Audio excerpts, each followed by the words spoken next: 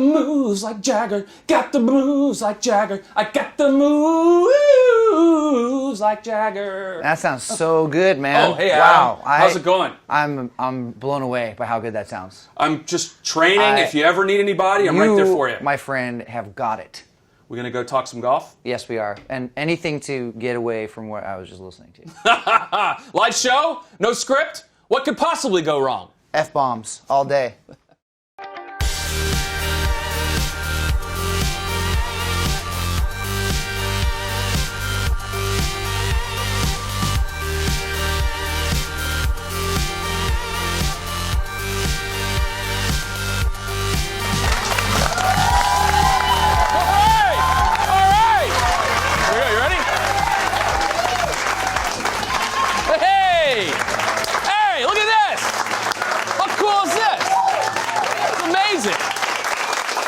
Feel a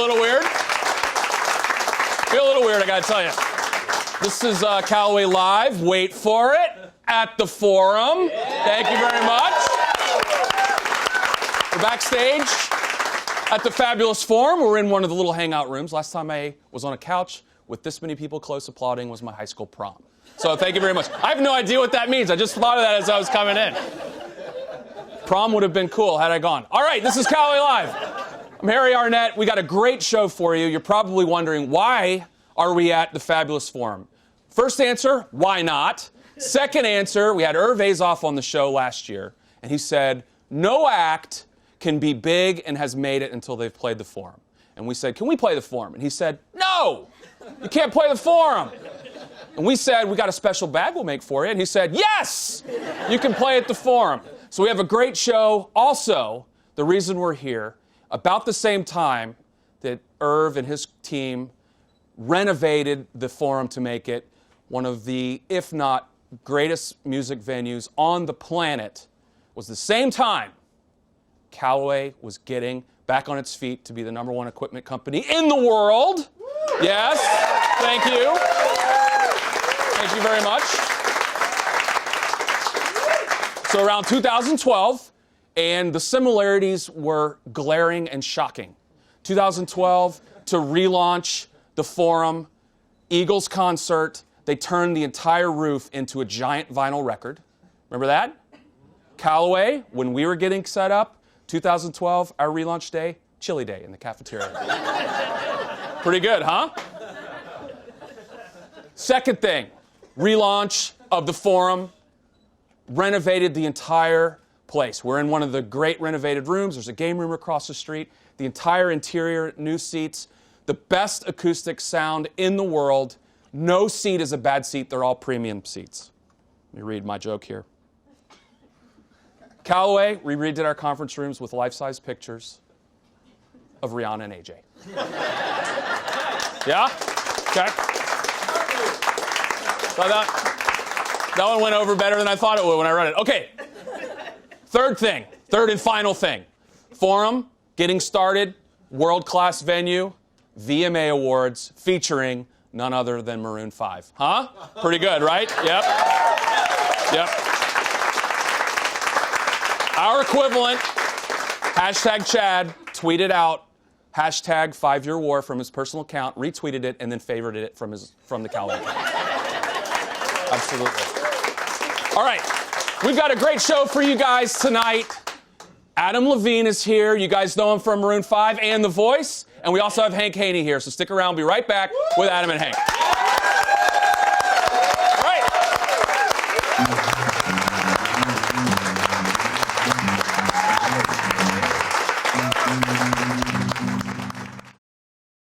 Hi, I'm Henrik Stenson, out here on the course with Chad, and today I'm not really bringing my best game, so I'm gonna have to rely on other things. Psychological warfare, whatever it is. You bring your mouth at least to the course, so let's try and make it a bit interesting. All right, let's see what we can do here. Yeah.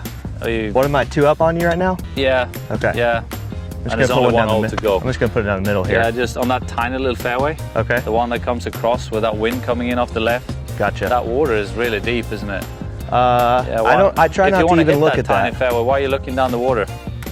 I don't know. You got to hit that ball, the one there. The one. Which one? This one, where I got my shadow. Yeah. Isn't that cheating? No, it's not. Are you breathing in or out when you're hitting? I don't think about it like that. No? No. Maybe you should. I just let it rip down the middle, mostly. Yeah, down the middle, in that thick stuff. Oh gosh. I don't think we're ever going to find that one again. So, even if you're not having your best day, you can still win the hole. You can still win the smash talk game, the trash talk game. The smash talk game, I like that better. All right, that's it.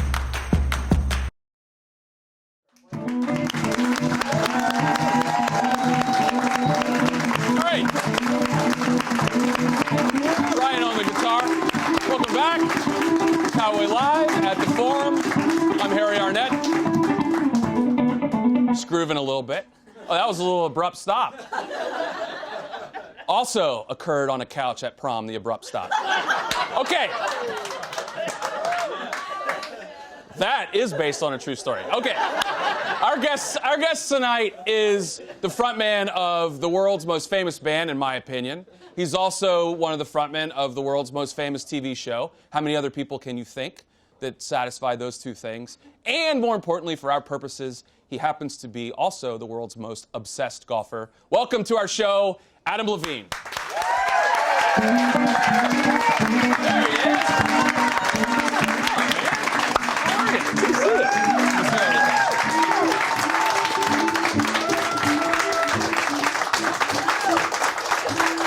Improved, huh? Normally, thank you very much. I'm just gonna put that right there, if that's cool with you.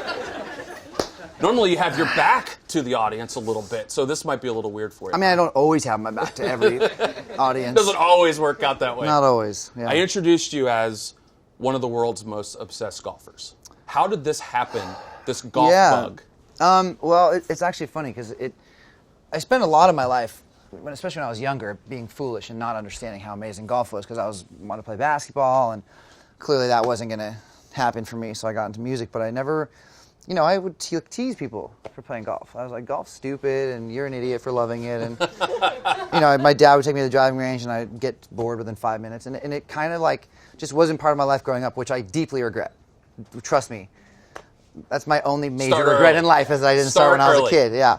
And then, like, a really good friend of mine was super into it. My friends started playing, and one friend in particular bet me. He said, I'll never forget it. It was the moment. He's like, and this is why I'm here today. He said, I will bet you $500 that, and this was like, I think 5 years ago, that you will he's like, you will never beat me at golf.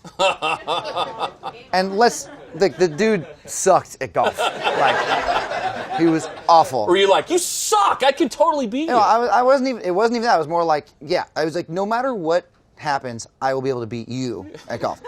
And so I said, he's like, all right. He's like, you have 5 years to be able to beat me at golf. You have to beat me one time, $500. I was like, sure, game on. And I'm very competitive, so of course, that's kind of what spawned in the initial, like, I'm going to go out there and see what I can do. And I was terrible, like most people when they started golf. And then I met Hank through a friend, and he was doing the show. He was doing the Haney project, and I was like, this is perfect. This is amazing. And then that's where I basically started. You know, my first golf lesson was with Hank Haney, which is pretty ridiculous. Good start. Yeah, I had no habits to fix because I didn't have a swing, and that was it. And I fell madly in love with it. And then I would like to say, for the record, about a year and a half in, I went to my buddy's club, and I think I shot like a 90 or something like that, and I beat his ass. So. $500.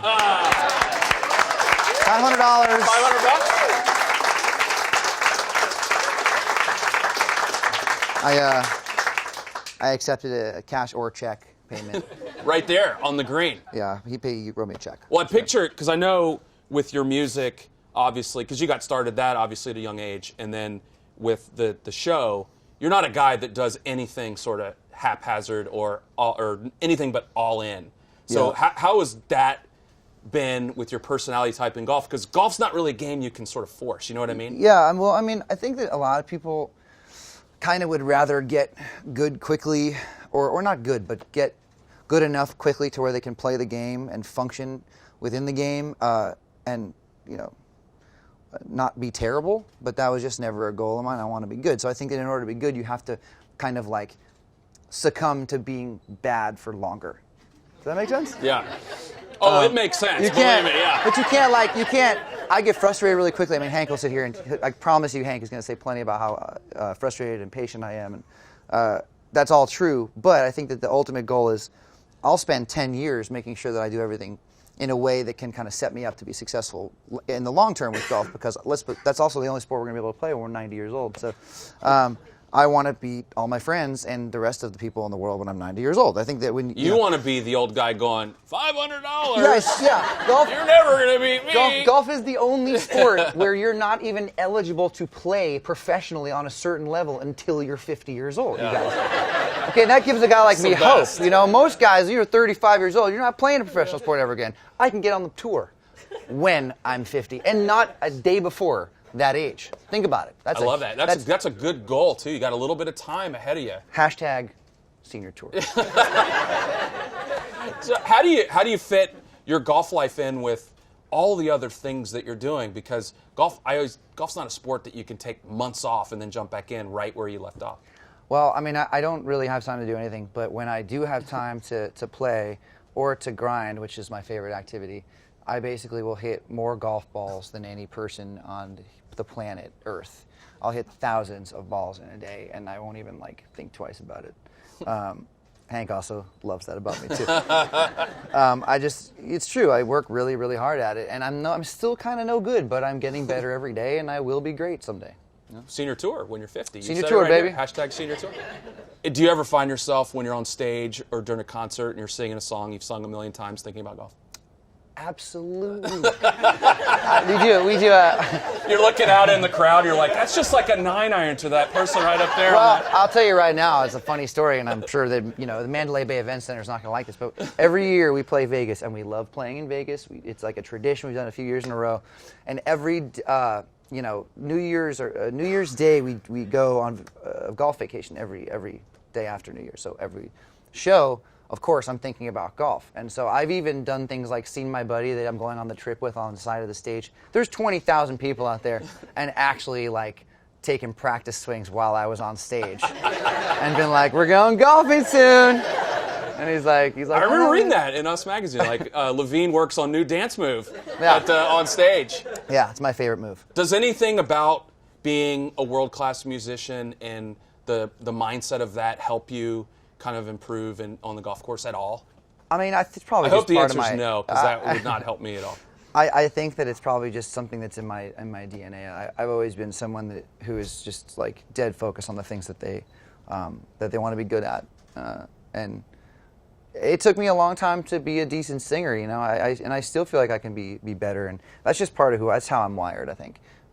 And it's definitely a bad thing at some time. It's not always a good thing, but I think that more or less it winds up being pretty. How old were you when you realized that that's what you wanted to do for the rest of your life? Well, did it hit you the moment when you're on the golf course, or was it a slow build? There were two moments that I realized I wanted to be a musician. When I was 10 or 11, I was obsessed with it, and I would just do everything I possibly could to get better singing and mostly playing guitar, actually. I wasn't much of a singer early on. I wanted to be a guitar player. But I'll never forget this. I loved basketball, and I played. When I was about 13 or 14, I played against Baron Davis. You guys know Baron Davis? Yeah. He's pretty good. And that was the moment. You're not winning $500 off of him. I ain't winning a damn thing from Baron Davis. Not on a basketball court. And I'll never forget it because I was a kid, and I was just starting to get into music, and we played him and his team. We really just played him because he scored about 60 points. And he was warming up to the game and dunking. I mean, he was 5'10" at this point. He was just dunking, warming up, and he scored 60 points. And I had to guard him the whole time. And I was like, no, this was a moment for me. I'll never forget it. He would tell me what direction he was going and go there and score. And I'm not going to do this well, ever. Ever. So I was like, get better at that guitar. Yeah. Baron, I'm going to whip your ass at guitar playing. I like to thank Baron Davis, because without Baron, I wouldn't have had the reality check of I'll never be that good. He should have front row seat for every concert just reserved for him, because without that. Well, that's what's so screwed up about golf, though, is you can see someone hit a great golf shot and you'd be like, I can do that. Yeah. And maybe you can once in a day. You know what I mean? But that's what's so crazy. You see someone like Baron when he's 12 years old dunking over you and posterizing a child that you're like, I can't ever do that. It's not happening.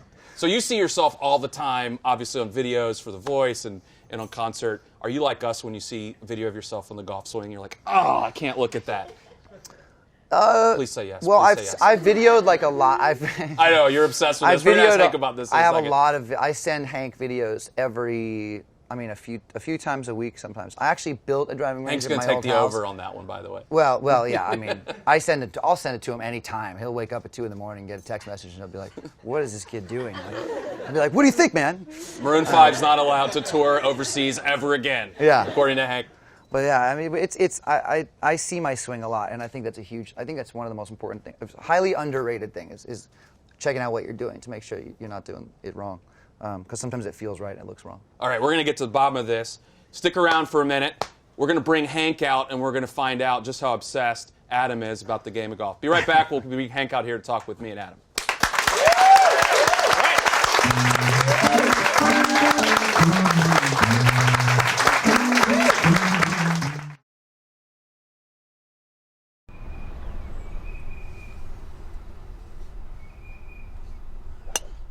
Oh, that's the worst shot I've ever seen. All right, let's hit it.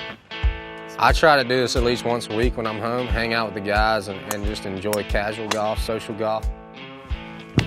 Oh no! I'd love to be #1 in the world. Obviously, I got to start winning some majors, and it starts with Augusta.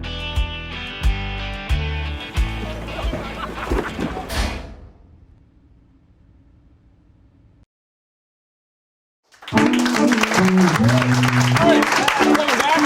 Callaway Live at the Forum. Harry Arnett. It's my friend Adam Levine. We're sitting on a big purple couch. Why wouldn't we be? And you'll notice there's a giant space between me and Adam now. But it's a literal space. It's not a figurative space because I feel like we're closer. I feel like we're closer than ever. This space is reserved for Adam's special coach and our good friend Hank Haney. Hank, come on out. All right. There he is. All right. Have a seat.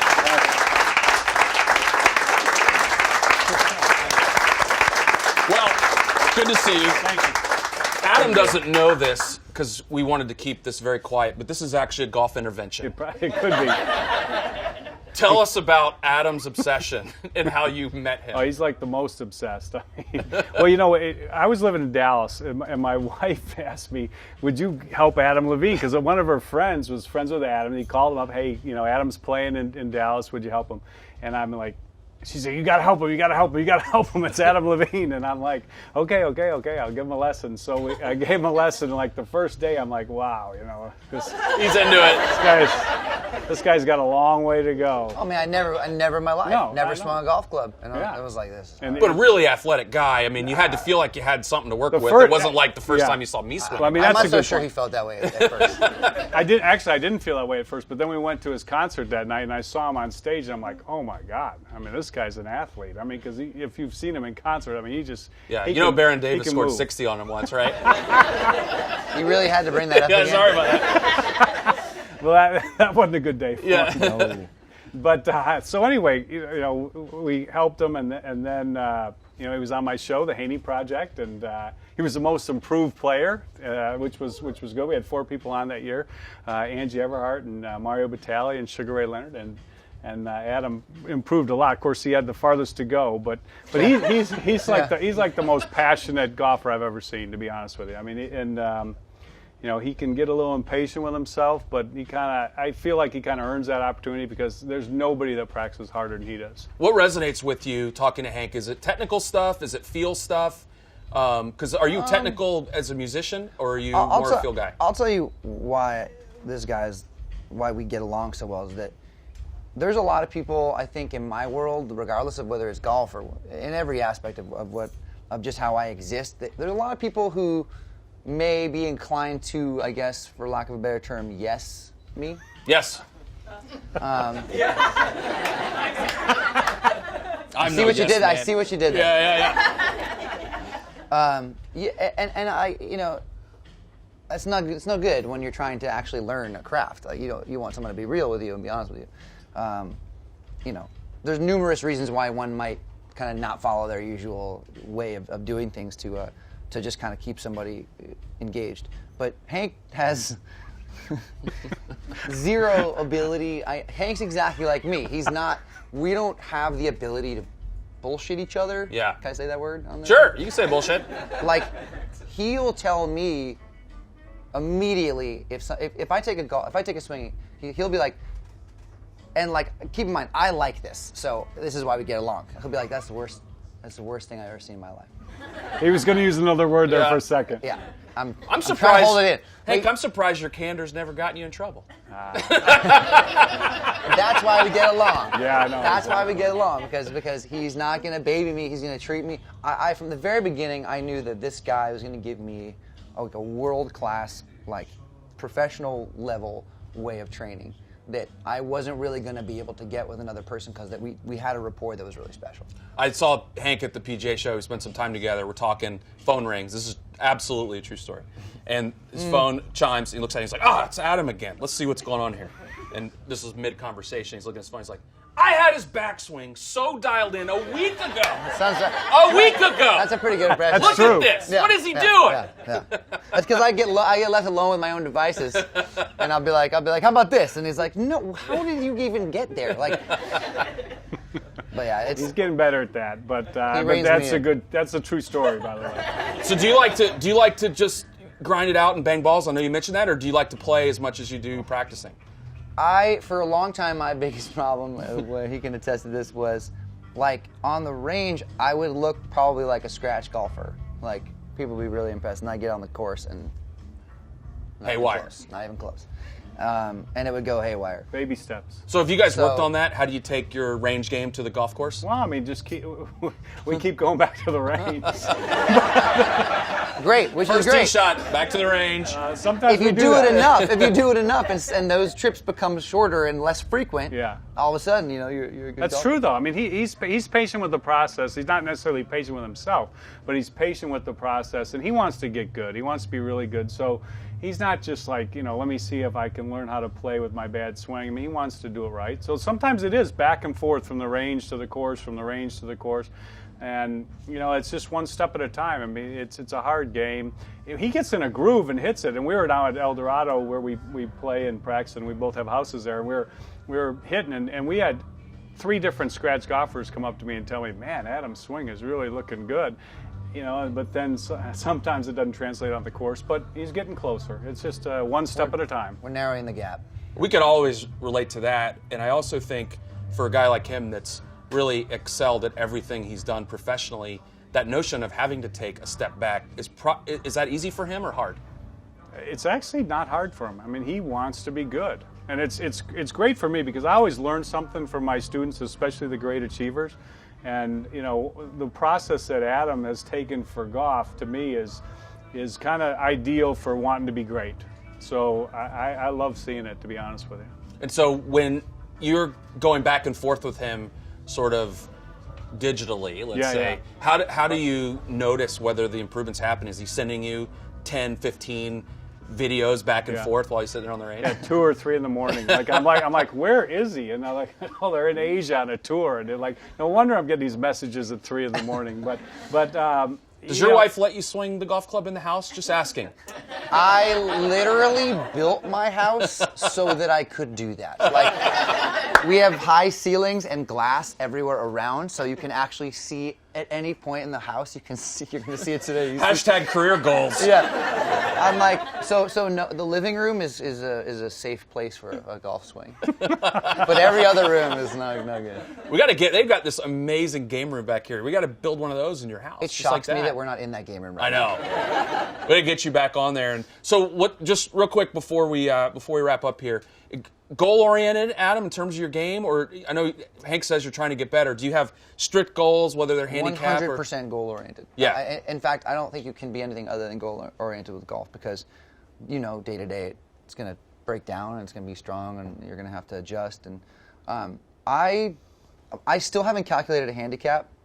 And the reason why is because, and Hank kind of explained a little bit of this in the beginning, I probably misinterpreted it and changed it grotesquely, and he's going to be mad at me. But when everyone's a 36 handicap, like when you first swing a golf club and you know what you're doing, like you're a max handicap golfer. And as you get better, you chip away at that, and that becomes better and better. However, when someone, and my friends hate me because I say, I'm probably like an 18 right now, but I'm not because that's not true. That swing's not an 18. Yeah, Come on, Hank. It's not, and that's the thing. Yeah. But at the end of the day, it's like I want to shoot a 72. you know, or I want, you know, or Yeah, whatever. you wanna shoot I around want to par. be I want to be a scratch. I want to be shooting par, so or better. So that's my goal, and I think that probably should be your goal if you want to be good at golf. He can get there. I saw He'll he get showed there. me his golf swing. He'll That get there. swing His easily can swing get is there. good. He's getting a lot better, and he'll get there. Short game? His short game's actually very good. He's That's got the only great thing that touch. was good from the beginning. Yeah, he's got great touch. He's got great touch, but he practices nonstop. My wife calls him the hamster. He's like on the wheel, and he won't stop going. Hey, round and round. let me do a public service here. That nickname is not supposed to stick. Okay, it's not. Please, God, do please. not let that nickname stick. Yeah. Well, one of the things too, I think, about this game, and you've probably noticed that too, Adam, as you've gotten obsessed like we have. No other game opens up the doors to meet incredible people like this game does. That is very true. You That know, is it very brought true. you guys together. It's how I got to meet Hank. Obviously, I never would have met you if it weren't through the game. And being here at the Fabulous Forum, I can say one of the most generous people I've ever met in my entire life through the game of golf is Irving Azoff. And so Irving, we're here because of him. I know he's friends with you guys as well. And we wanted to bring Irving up, who's right here. Hey there, guy. How are you? Good to see you. Over here. Let's have right here. It's a man. Step out of frame here. Well, Irving, you said that the Fabulous Forum is among, if not the very best, music venue on the planet. And we at Callaway were thinking, there's not a whole lot we can do to help you achieve that endeavor. We can help you with your game room a little bit. One thing we know, no other music venue on the planet has its own staff bag. So today, we are introducing the Fabulous Forum staff bag. I love that. I love it. Quote on the back. Got little records on there. I want to officially welcome Callaway to the forum as our official golf sponsor. We run a really private game room where we only have Callaway, and we really appreciate Harry and them coming up and taking care of it. I will say that after I did this show with Harry, it's only taken my reputation about 12, 14 weeks to return to any sort of stable issue. But yeah, these are my golf buds. Hank's been family to kind of all of us. You know, Adam and I belong at a club down in Cabo called El Dorado. It's a discovery club, and Hank is the resident psychologist, doctor, golf instructor, friend. He's now learning how to cause people to rupture their Achilles tendons on the pickleball courts. So, and Low blow. That's a low and blow. I hang around the voice from time to time and watch this guy. It's the only thing that keeps him sane. He's walking around swinging everything. But, love this program. Love Callaway. Welcome to Callaway, Hank. Thanks, bud. Yep. Appreciate it. All right. Thanks, Irv. Appreciate it. Come to the forum. We'll be back. We'll be back. Adam, thanks a lot for being on the show. Hank, appreciate it. Thank you, everybody. Our guys, thanks to Irv. We'll see you next time on Callaway Live at the Forum.